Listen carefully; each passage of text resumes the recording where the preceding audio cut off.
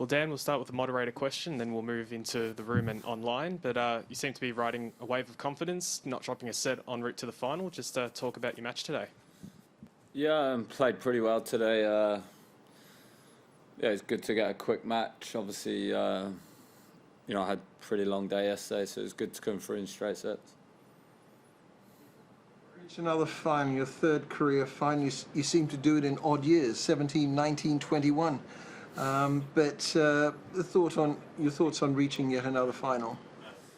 Yeah, I played some good tennis this week. Last year I played some good stuff as well. I just didn't, made some semis, didn't get through. So yeah, I played pretty good at the end of last year and sort of carried it on start of this year, hopefully, and got in a bit of a rhythm this week. Had a difficult first round and probably didn't play my best, but I'm starting to feel pretty good now. Your thoughts on playing Felix, your first time meeting him in a final or in a match? What are your thoughts going into that one?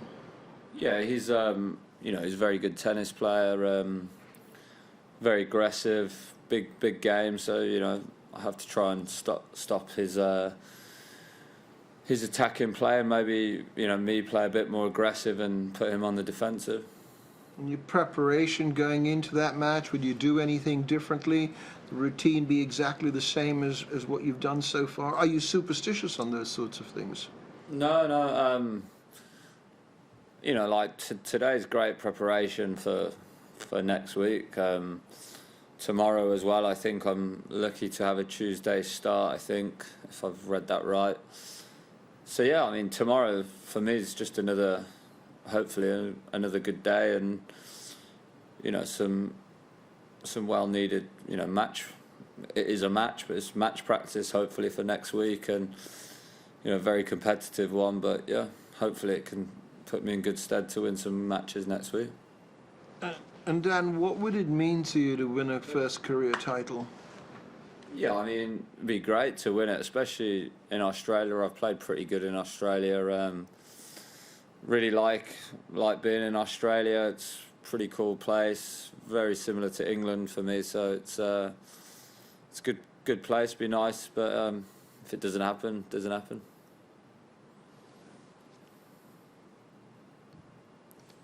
Thank you. We'll move to online questions. Our first one, Eleanor, your question, please. Hi, Dan. When we spoke to you last year, you said that you were going to be working with Chris Johnson here, and I just wondered, has that happened? And if so, how's it going? Yeah, it happened. Yeah, it just didn't turn out to be. It was a trial period, and yeah, it didn't turn out to be what I wanted, and I made a difficult decision after 2 weeks to stop the trial period and carry on searching for a coach. Really, I did some work back home with Ben Harron, to get me ready for Australia, but with all my plan was obviously to start with the new coach, but that didn't go to plan. So when I'm back home, I'll work with Ben, but he obviously has worked back home with pretty prestigious school in Leeds, so it's it's a little difficult at the minute. So I need to find a solution with the travel and yeah. So it's not ideal, but yeah, my game's pretty simple, so it's worked this week so far. Yeah. So just to follow up that, you're not working with a coach here at all. Who have you got with you? Yeah, no. Ali is obviously here. She did the 14 days, and my friend who lives in Australia has come yesterday to. He comes every year when I play here. So yeah, we're just sort of going with it. There's plenty of Brits who have offered help and will hit with me if I need some practice. So it's no big deal, and it's manageable. So your last question, Eleanor, or your hand is still Oh, up? yeah. Oh, All okay. right, I'll carry on. Yeah, I just wanted to ask you about your experiences at the NTC after Christmas. We've heard from a couple of people that the COVID protocols maybe weren't as tight as they'd been in the first lockdown, and obviously there was then an outbreak of the virus. So I just wondered what your experiences were. Yeah, I mean, it was obviously the virus got into the centre somehow.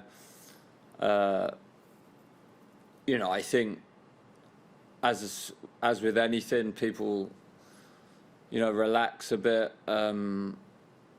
because I don't think there was any cases there, and I think, you know, Christmas period and the New Year period maybe slackened a little bit. So yeah, I mean, and obviously I'm not, you know, the doctor had COVID as well, so that coincided with, I think, you know, players then getting it when she was isolating, so it wasn't, you know, it wasn't ideal, but I can't speak to say that they were lax or not, because, you know, it just wasn't, I wasn't really privy to see it. I mean, if I was being a bit harsh, there was probably, without being rude to some players in there, probably shouldn't have been in there. I don't think they were, you know, really of much importance right now. I think the importance should have been on getting people healthy to the Australian Open, and there was probably people in there who wasn't preparing for tournaments just because there wasn't stuff on. They were maybe using the centre just to practice, to get out, but they was allowed to, and that was sort of the way it was. But yeah. Just to follow up, if I can, so did you feel safe when you were practicing? I mean, I used it up until I left. I was pretty nervous the last few days because obviously we knew the virus was there. But yeah, I got out unscathed, and touch wood, I haven't had it yet. So it's been, I've used the NTC now for a long time because of, you know, probably the only centre being open, and I've been looked after well, and I haven't had the virus. But, you know, the last few weeks before we left was maybe a few too many people in there, yeah. Thanks. Thank you, Eleanor. And without any more questions, that concludes our press conference with Dan Evans. Thank you.